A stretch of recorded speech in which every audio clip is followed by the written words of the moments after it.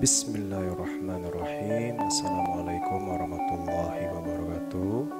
Alhamdulillahirrabbilalamin. Kita bertemu kembali kali ini di pertemuan yang kelima. Ya, di pertemuan sebelumnya Bapak sudah membahas tentang sistem informasi pemasaran ya. Nah, di pertemuan kali ini Bapak akan melanjutkan materi yang kemarin. Sekarang kita akan masuk kepada riset pemasaran dan peramalan penjualan. Nah, riset pemasaran itu sendiri berasal dari kata riset atau dalam bahasa Inggris research yang artinya penelitian. Yang penelitian ini sekurang-kurangnya memiliki 3 tahapan, mulai dari yang pertama mengumpulkan datanya, mengumpulkan informasinya, kemudian menganalisisnya, dan terakhir nanti laporannya ya.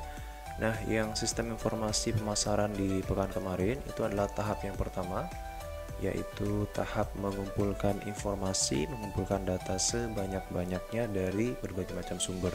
Nah, ketika data ini kemudian sudah terkumpul, maka lanjut ke proses selanjutnya, yaitu analisis ya. Jadi dianalisis datanya dan kemudian nanti masuk ke fase yang terakhir, yaitu pelaporan. Nah, riset pemasaran itu mencakup ketiga hal tadi tersebut ya.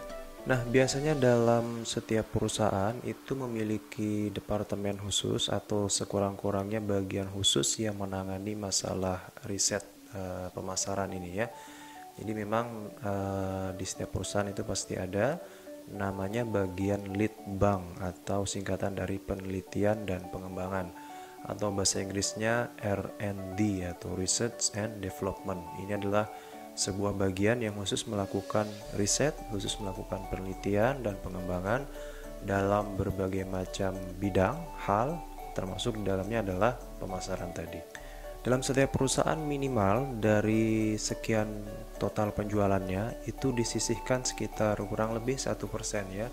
Bisa lebih atau kurang ya, tergantung masing-masing perusahaannya. Jadi disisihkan 1% dari total penjualannya. Katakan total penjualannya dia selama setahun itu 1M gitu, maka 1%-nya ya itu dipergunakan untuk riset penelitian atau riset pemasaran ini ya. Jadi memang dari sekian penjualan yang ada itu pasti disisihkan ya, pasti disisihkan, pasti dibudgetkan, pasti dianggarkan khusus untuk melakukan yang namanya riset pemasaran ini ya. Kurang lebih nominalnya sekitar 1% tadi ya. Nah, dana ini akan digunakan untuk melakukan riset ya, baik riset secara mandiri, jadi dilakukan oleh perusahaan sendiri. Perusahaan memiliki karyawan yang memang ahli dalam bidang riset penelitian, atau perusahaan bisa menyewa perusahaan lain yang memang bergerak di bidang jasa riset ini ya.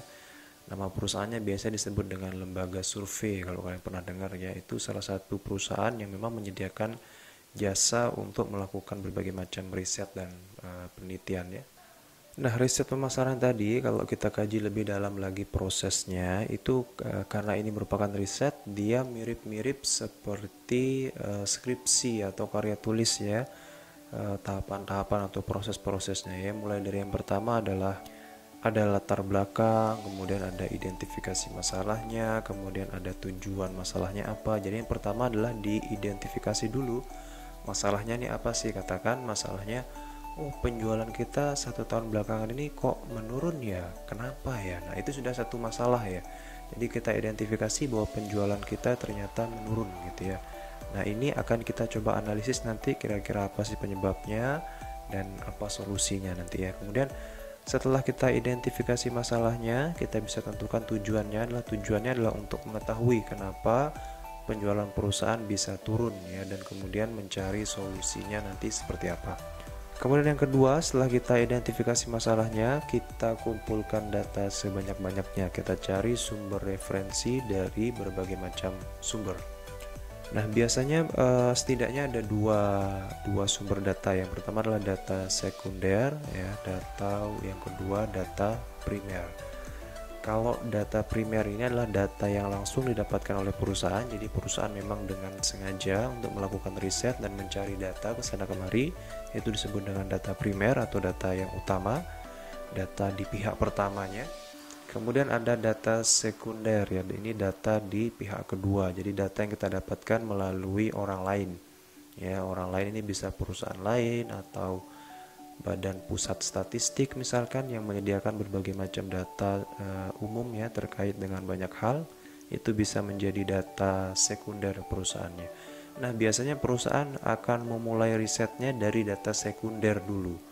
Kenapa? Karena data sekunder ini biasanya lebih murah dan juga biasanya tersedia secara luas ya. Contohnya tadi data statistik BPS itu kan bahkan bukan murah lagi ya, pada beberapa data itu disebarkan secara gratis ya. Jadi perusahaan bisa menggunakan data itu untuk memulai riset pemasarannya ya. Nantinya kalau dirasa kayaknya kurang detail nih data-data dari statistik, kayaknya masih umum banget, nah barulah dia kemudian melakukan riset untuk mengumpulkan data primer tadi. Jadi yang awalnya dari data yang umum dulu, kemudian kalau dirasa memang masih kurang, baru melakukan riset untuk mencari data primer tadi. Untuk metode pengumpulan datanya banyak banget bisa dilakukan ya, mulai dari observasi atau pengamatan langsung. Jadi diamati secara langsung perilaku konsumen itu seperti apa ketika berbelanja ya. Ketika di satu supermarket, nanti ada bagian supervisor yang keliling, tugasnya untuk benar-benar mengamati seperti apa sih perilaku konsumen ya, dia lebih memilih barang yang seperti apa, kemudian dan seterusnya ya. Kemudian ada survei ya, ini salah satu metode pengumpulan data juga. Survei ini bisa dilakukan dengan berbagai macam cara ya, baik cara yang tradisional ya dengan kertas ya, kita isi segala macam survei. Kemudian ada juga yang secara online ya, menggunakan teknologi, bisa dalam bentuk Google Form ya. Jadi kita nanti diminta untuk mengisi sejumlah data menggunakan Google Form ya, kalau kalian pernah dengar Google Form. Kemudian ada juga yang berupa teknologi layar sentuh, misalkan seperti yang ada di Alfamart, Indomart ya. Kalau kalian pernah belanja, nanti kalian disuruh apakah Anda puas atau tidak puas gitu ya. Kalau puas diklik layar yang ini, kalau tidak puas dan seterusnya. Nah, itu salah satu contoh juga untuk survei ya. Ada juga wawancara ya. Wawancara ini ya sebagaimana layaknya wawancara. Jadi nanti akan dipilih beberapa sampelnya, kemudian dipilih waktunya dan seterusnya, sampai pada akhirnya dilakukan proses wawancara tersebut ya. Baik wawancara secara langsung, jadi didatangin langsung orang-orangnya, konsumennya ya. Bapak pernah dulu sekali punya pengalaman didatangin sama ini ya, lembaga survei. Dia mensurvei, Bapak lupa waktu itu produk rokok kalau nggak salah ya, datang ke rumah ya, wawancara, ditanya-tanya bagaimana pendapat Bapak tentang produk ini, apa ini dan seterusnya ya. Cukup banyak pertanyaannya, nanti terakhir kita dikasih bingkisan biasanya ya. Tapi ini jarang banget Bapak temuin ya, Bapak sendiri baru sekali menemukan yang seperti itu ya, karena memang dipilih secara acak respondennya ya, dan kemudian itu biasanya hanya sampel ya, dari sekian ribu orang paling hanya beberapa saja yang diwawancarai ya. Kemudian wawancaranya juga bisa melalui telepon ya, Bapak berapa kali ditelepon misalkan oleh Telkom ya, dia mewawancarai, menanyakan bagaimana kualitas jaringannya dan seterusnya, atau bahkan ada beberapa lembaga asuransi mungkin dan seterusnya ya. Jadi wawancara tadi bisa dilakukan baik secara langsung maupun lewat telepon ya. Kemudian ada namanya FGD ya, atau Focus Discussion Group ya, diskusi grup yang fokus gitu ya. Ini jadi ada beberapa orang yang nanti akan dipanggil ya. Orang-orang ini memang orang-orang yang ahli di bidangnya.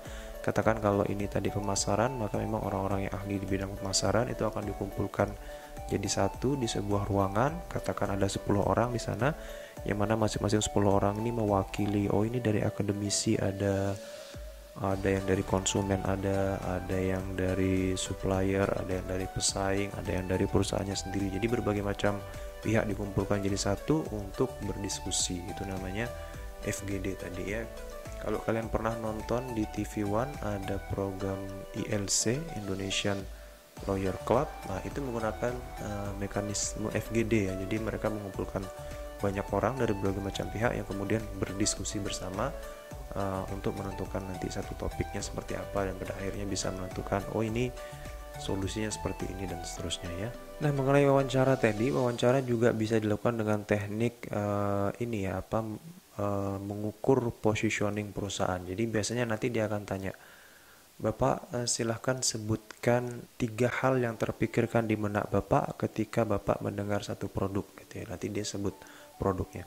Produk minuman air mineral Aqua gitu. Apa 3 hal yang terbesit di benak Bapak ketika pertama kali mendengar Aqua? Nanti Bapak jawab misalkan mahal, kemudian mewah, kemudian bersih ya, mungkin seperti itu ya.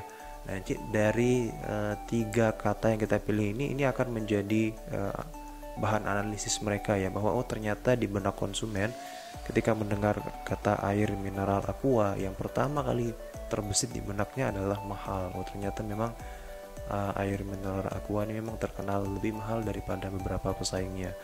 Tetapi di satu sisi juga dia yang cukup mewah, kemudian dan bersih dan segala macamnya ya. Jadi memang ini untuk mengukur positioning suatu produk itu seperti apa. Jadi apa yang pertama kali terlintas di benaknya ketika menyebutkan satu produk gitu ya. Kalau memang ternyata produk tersebut yang disebutkan tadi adalah hal-hal yang baik, maka kerja tim pemasaran selama ini sudah dianggap berhasil gitu ya.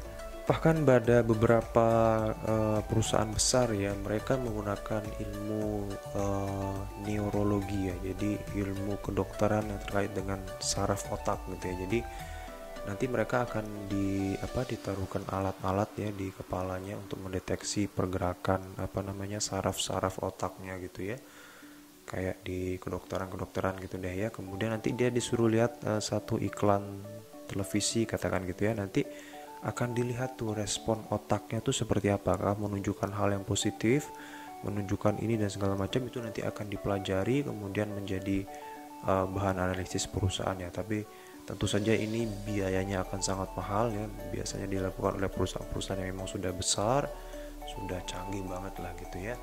Nah, wawancara atau survei yang tadi Bapak sebutkan itu memang sekarang ini dewasa ini bisa dilakukan secara online ya. Beberapa kali kita menemukan proses wawancara atau survei dilaksanakan melalui online. Kita dikirimin linknya, nanti kita menjawab berbagai macam pertanyaan yang ada ya. Beberapa periset juga menawarkan hadiah ya. Jadi ketika kita sudah selesai mengerjakan kuesionernya, nanti kita dikasih hadiah gitu, entah hadiah pulsa dan segala macamnya. Nah, memang jenis pengumpulan data secara online ini ada beberapa kelebihannya. Di antaranya dia cukup murah ya. Kenapa? Karena nggak harus mendatangkan langsung ketemu dengan respondennya satu persatu, datang ke rumahnya, yang mana itu butuh biaya banyak banget. Tapi cukup menyebarkan link, bisa lewat WA, jadi lebih cepat diisi dan bisa dianalisis hasilnya dengan lebih cepat ya. Jadi murah dan cepat ya. Tapi di satu sisi juga ada kekurangannya. Apa itu? Yaitu bahwa tidak menjangkau semua konsumen, karena beberapa konsumen di beberapa wilayah kan internetnya masih belum stabil ya. Ada beberapa yang daerah yang justru blind spot ya, atau belum tercover oleh sinyal HP ya, apalagi kemudian ada akses internetnya ya. Jadi itu ada kelebihannya, ada juga kekurangannya ya. Baik, setelah kita memilih berbagai macam sumber ya, referensi tadi, entah melalui wawancara kan, entah melalui survei, kemudian tibalah saatnya sekarang kita mengumpulkan informasi tersebut ya. Kita lakukan surveinya, kita lakukan wawancaranya, kita kumpulkan data sebanyak-banyaknya dari beberapa responden yang telah kita pilih. Kemudian kita masuk ke fase selanjutnya, yaitu analisis. Di bagian analisis ini akan coba dianalisa dengan berbagai macam pendekatan yang ada ya, baik pendekatan kualitatif ya, pendekatan menggunakan kata-kata, maupun pendekatan kuantitatif, jadi dihitung ya. Katakan tadi kenapa penjualannya bisa turun gitu ya. Dari hasil wawancara katakan didapatkan bahwa oh ternyata produknya sudah out of date gitu, sudah ketinggalan zaman. Sudah banyak sekarang produk-produk baru dari berbagai macam pesaing yang menawarkan model yang lebih bagus gitu ya, sehingga banyak konsumen kemudian yang beralih ke sana. Kemudian kita bisa lihat juga dari data kuantitatifnya, oh ternyata produk ini penjualannya turun itu ketika awal tahun. Nah, kita bisa lihat apa yang terjadi di awal tahun tersebut. Oh ternyata di awal tahun tersebut perusahaan pesaing sedang meluncurkan produk yang baru, yang dimana produk ini modelnya lebih bagus dan harganya juga bersaing gitu ya. Nah ini bisa menjadi bahan analisis kita ya bagi perusahaan. Kemudian nanti dari analisis ini akan diciptakan satu temuan ya, temuan ini tadi itu temuan-temuannya, kemudian bisa berlanjut pada yang namanya nanti rekomendasi. Jadi apa sih yang direkomendasikan berdasarkan temuan-temuan yang didapatkan tadi ya. Jadi beberapa hal yang bisa direkomendasikan, katakan yang pertama adalah menciptakan produk baru ya, yang modelnya lebih up to date, yang kemudian harganya bisa bersaing dengan para pesaing yang ada gitu ya kira-kira ya. Kemudian nanti dari berbagai macam alternatif yang ada, katakan pertama adalah menciptakan produk baru yang modelnya lebih bagus kemudian harganya bersaing, atau memperbaiki produk yang lama. Jadi produk yang lama tersebut nanti di repackaging ya, packagingnya dibuat ulang. Jadi produknya sebenarnya masih sama, hanya packagingnya saja yang berubah ya. Jadi yang tadi membuat produk yang benar-benar baru, yang kedua produk yang lama di packaging ulang gitu ya. Ini beberapa alternatif yang bisa diberikan. Kemudian nanti masuk ke fase yang terakhir, yaitu pengambilan keputusan. Mana sih dari kedua alternatif pilihan ini yang bakal diambil oleh perusahaannya? Apakah dia mau memproduksi barang yang benar-benar baru atau yang lama saja dirubah tampilannya?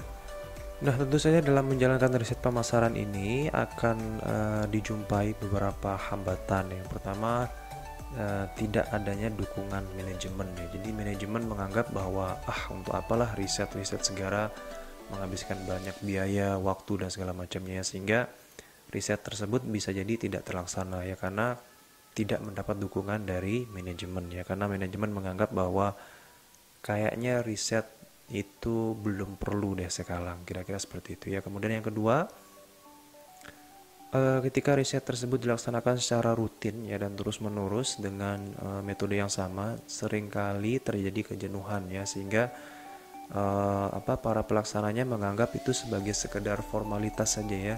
Jadi sekedar ya udah deh, sekedar riset saja, sekedar tanya-tanya apa sih keinginan konsumen, sekedar disurvei saja, kayak mungkin kayak kita ke supermarket ya, nanti ada tombol yang kita pencet puas atau tidak puas, itu kan sekedar formalitas saja. Kadang-kadang kita kan asal-asal pencet saja. Nah kira-kira seperti itu ya yang sering menjadi penghambat, sehingga data yang terkumpul nanti tidak menggambarkan kondisi yang sesungguhnya gitu ya.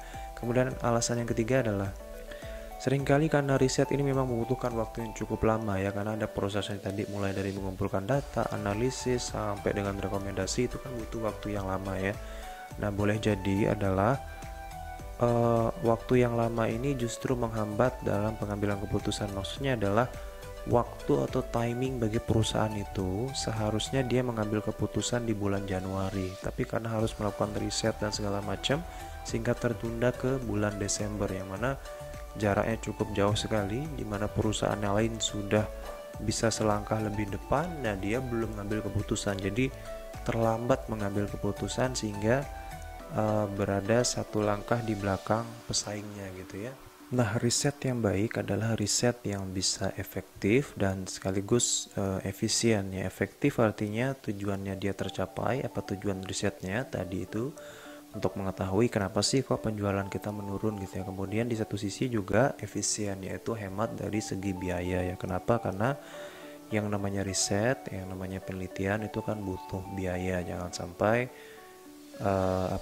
memakan biaya yang cukup besar, sehingga kemudian perusahaan menjadi kekurangan biaya hanya gara-gara melakukan riset yang besar-besaran gitu ya. Jadi juga harus dipertimbangkan mengenai biayanya seberapa, jadi agar bisa efektif dan efisien tadi itu ya. Nah riset ini biasanya nanti akan jadi setelah ada rekomendasi tadi, hasil risetnya sudah diketahui, biasanya hasil riset ini akan disimpan untuk kemudian suatu saat nanti dibandingkan. Bisa dibandingkan dengan hasil riset sebelumnya. Kalau memang sebelumnya sudah pernah melakukan riset, akan dibandingkan kira-kira ada perubahan nggak atau ada tren baru. Katakan di tahun kemarin ada dilakukan riset tentang penjualan yang menurun, di tahun ini juga dilakukan riset tentang hal yang sama, yaitu penjualannya menurun. Nah ini kok 2 tahun ini penjualan menurun terus ya, ada apa nih? Nah itu bisa menjadi bahan pertimbangan lagi ya untuk melihat hasil riset yang sebelumnya. Kemudian hasil riset ini juga bisa dibandingkan dengan peramalan yang dilakukan. Nanti akan kita bahas lebih lanjut tentang peramalan ini ya. Jadi biasanya setiap perusahaan itu melakukan yang namanya peramalan. Jadi diramalkan atau diperkirakan lah gitu ya.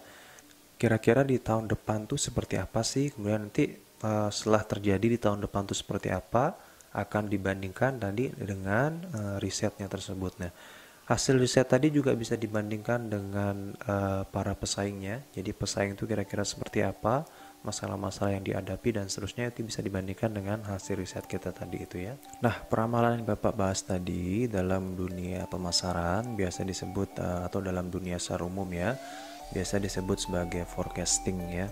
Teknik ini hampir digunakan dalam setiap bidang keilmuan ya, termasuk adalah bidang keilmuan pemasarannya.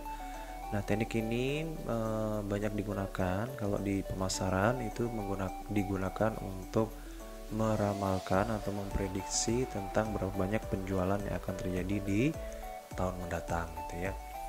Nah, kenapa sih penting untuk kemudian memprediksi kira-kira berapa sih penjualan di tahun depan gitu ya? Karena ini berkaitan dengan banyak hal. Yang pertama berkaitan dengan bagian keuangan. Jadi bagian keuangan, dengan adanya prediksi tersebut atau peramalan tadi, maka bagian keuangan bisa menyiapkan uangnya. Kira-kira kalau diprediksi bakal terjadi penjualan sekian, maka dana yang harus saya siapkan bagi departemen keuangan adalah sekian gitu ya. Karena dana ini nanti akan digunakan untuk memproduksi barang, kemudian melakukan promosi dan lain sebagainya. Kemudian termasuk di departemen produksi juga prediksi penjualan tadi akan membuat dia mempunyai acuan dalam memproduksi barang ya. Katakan ternyata penjualannya 100, maka yang harus saya produksi adalah 100 juga atau lebih daripada itu, karena untuk mengantisipasi adanya kelebihan penjualan nanti, kelebihan pemesanan, kira-kira seperti itu ya. Kemudian termasuk bagian sumber daya manusianya juga akan memperkirakan kalau penjualannya sekian berarti dibutuhkan sekian banyak orang yang harus bekerja di bagian produksi, sekian banyak orang yang harus bekerja di bagian ini dan seterusnya dan seterusnya. Jadi memang teknik peramalan atau memprediksi tersebut itu sangat penting hampir bagi setiap bagian yang ada di perusahaan. Nah, untuk bisa meramalkan atau memprediksi di masa depan itu bisa menggunakan beberapa cara.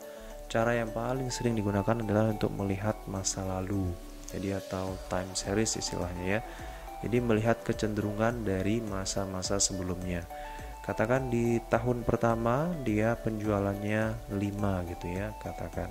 Kemudian di tahun kedua 6, di tahun ketiga 4. Nah, nanti kemudian ini dirata-ratakan. Jadi 5 ditambah 6 ditambah 4 dibagi dengan 3 sama dengan 5. Jadi diprediksi di tahun keempat nanti penjualannya adalah 5 gitu. Jadi menggunakan metode rata-rata berdasarkan data masa lalu ya, atau bisa menggunakan pendapat ahli. Jadi nanti dari beberapa ahli kita bisa tanyakan, kira-kira di tahun mendatang produk kita ini bakal laku dijual nggak?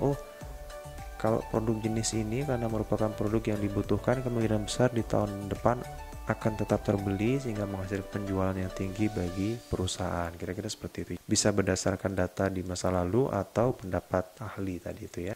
Nah, berbicara tentang penjualan tadi erat kaitannya dengan berbicara tentang pasar ya. Pasar dalam pengertian pemasaran ya. Pasar yang dimaksud adalah yang pertama ada namanya pasar potensial ya.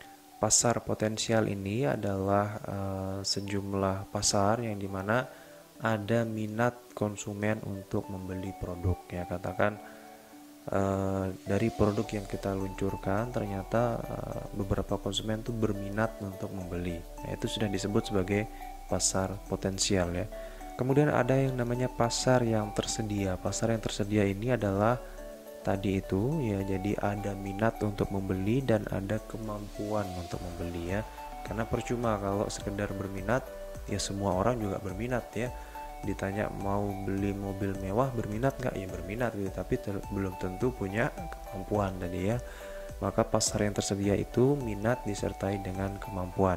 Kemudian ada namanya pasar sasaran ya. Pasar sasaran ini adalah sejumlah pasar yang ditargetkan oleh perusahaan. Jadi katakan tadi ada banyak sekali konsumen yang memiliki minat dan kemampuan untuk membeli, tapi tentu saja karena kemampuan perusahaan ya, kemampuan produksi perusahaan dan segala macamnya, sehingga perusahaan tidak bisa mengambil seluruh pasar tadi, maka perusahaan hanya memilih beberapa saja. Nah, beberapa tersebut disebut sebagai pasar sasaran perusahaannya.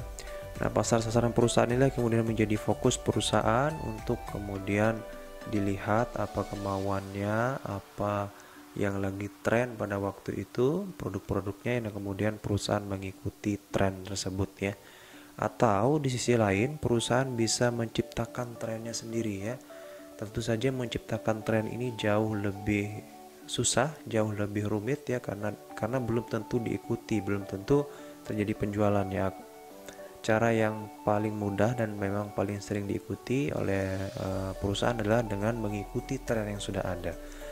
Jadi katakan sekarang lagi ngetren HP dengan kamera yang ada 4 gitu ya, 4 kameranya berjejer gitu ya, maka ya udah perusahaan mengikuti tren yang sudah ada, yaitu dengan menciptakan HP dengan 4 kamera gitu ya. Nah, jadi cenderung follower gitu ya, mengikuti tren yang ada. Tapi di sisi lain ada perusahaan yang ingin menjadi leader ya, ingin perusahaannya ini justru yang diikuti, jadi dia menciptakan tren baru gitu ya. Kalau sekarang kameranya trennya 4 ya, dia bikin kamera yang 6 atau 7 bahkan gitu ya, mungkin seperti itu. Jadi dia menciptakan tren baru yang pada akhirnya nanti diharapkan bisa diikuti oleh banyak orang ya. Nah, demikianlah penyampaian tentang riset pemasaran dan juga peramalan penjualan ya. Nah, riset pemasaran dan peramalan penjualan ini pada akhirnya nanti diharapkan bisa menciptakan yang namanya kepuasan konsumen ya, dimana kalau konsumen sudah puas, dia akan loyal dan setia kepada perusahaan. Nah, tentang loyalitas konsumen ini akan kita bahas di pertemuan selanjutnya ya. Untuk sekarang cukup sekian dan terima kasih. Setelah ini silahkan kalian saksikan materi tentang tugas kelompok ya. Jadi nanti setelah UTS ya, setelah UTS di pertemuan UTS kan pertemuan ke-7, pertemuan ke-8 itu sudah tugas kelompok kalian. Nah, apa-apa saja tugas kelompoknya, bagaimana sistematika dan seterusnya, silahkan saksikan di video selanjutnya. Untuk sekarang cukup sekian dan terima kasih. Assalamualaikum warahmatullahi wabarakatuh.